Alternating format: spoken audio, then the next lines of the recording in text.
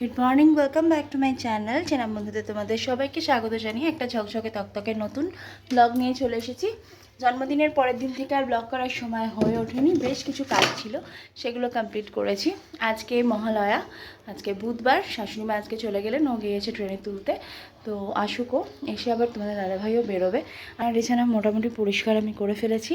এইবারে এইগুলো তুলতে হবে, এগুলো যেহেতু নিচে ওপরে বিছানা করা হয়েছিল সেই যে এগুলো তুলে দিলেই হয়ে যাবে। তো চলো এখন একটু সানস্ক্রিন মেখে নিই, দেন তারপরে নিচে গিয়ে পুজোটা করে আসি। করে এসে এখানে দু রকমের চা বসিয়ে দিয়েছি। একদিকে বসিয়ে দিয়েছি আমার চা, একদিকে বসিয়ে দিয়েছি দুধ চা। এবার মহালয়া বাবা তো অর্পণ করবে, ঠাকুরমশাই বাড়িতেই আসেন আমাদের, তো ওই জন্য একটু বেশি করেই চা করছি, ঠাকুরমশাইরা ওনাকেও দেবো।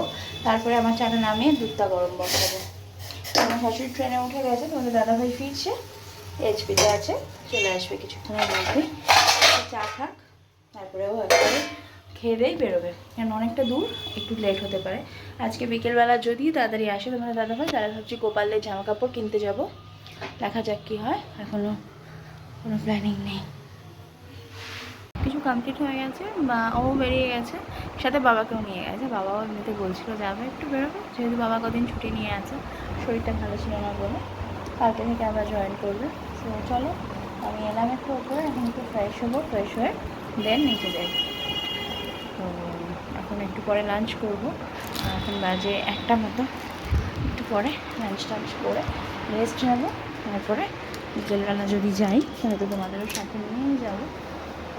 একটা জামা উইশ লিস্ট করে রেখেছিলাম কিনবো বলে, বাট জামাটা এখন দেখছি আউট অফ স্টক হয়ে গেছে।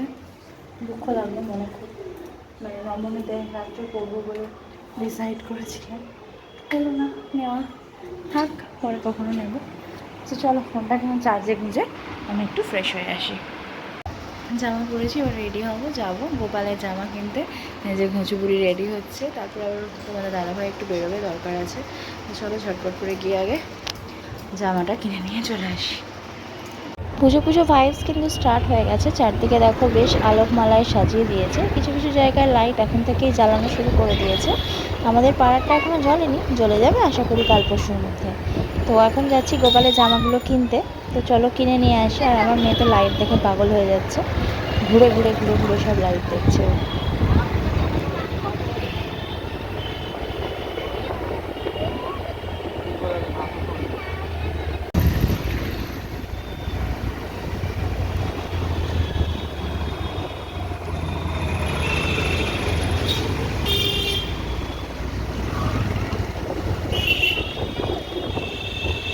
বলতে পারো গেছি বাইরে, জামাটা কিনেছি ঠাকুরের, আর চলে এসেছি।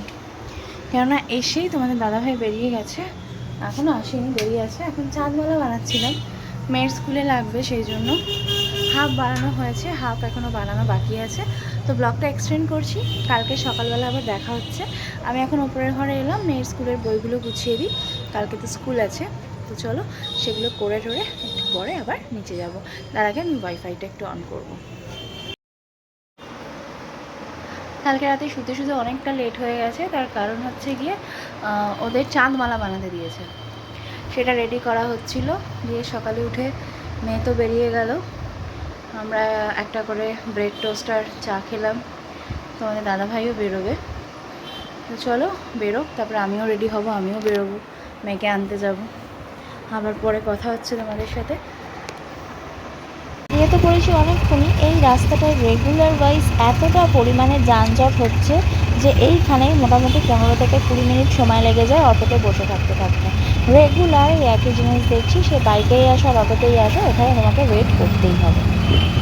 সারা বারান্দায় মেয়ের জামা কাপড়ে ভর্তি, কিচ্ছু করার নেই, বৃষ্টি বৃষ্টি পড়ছে। এই যে আমাদের দাদা এরপরে আসবে, এসে আবার বেরোবে। অনেক কিছু কেনার আছে, কবে কিনতে আমি জানি না, পুজোর পরে। তো চলো বৃষ্টিটা কমুক, ও আসুক। সে সময় তো বলেছে রুটি তরকারি নিয়ে আসবে, খাবে, দেখা যাক। চলো ব্লগটা আজকে এখানেই শেষ করছি। খুব বিরক্তকর একটা ওয়েদার হয়ে রয়েছে, এই বৃষ্টি হচ্ছে, এই কমছে, এই আবার বৃষ্টি হচ্ছে। তো আপাতত এখানেই ব্লগটা শেষ করলাম, নতুন ব্লগ নিয়ে খুব তাড়াতাড়ি আসছি। ততক্ষণের জন্য সবাই খুব ভালো থেকো, সুস্থ থেকো এবং অবভিয়াসলি সাবধানে থেকো। টাটা। আর যারা এখনও চ্যানেলটাকে সাবস্ক্রাইব করোনি, চ্যানেলটাকে খুব তাড়াতাড়ি সাবস্ক্রাইব করে নাও, ভালো ভালো ব্লগ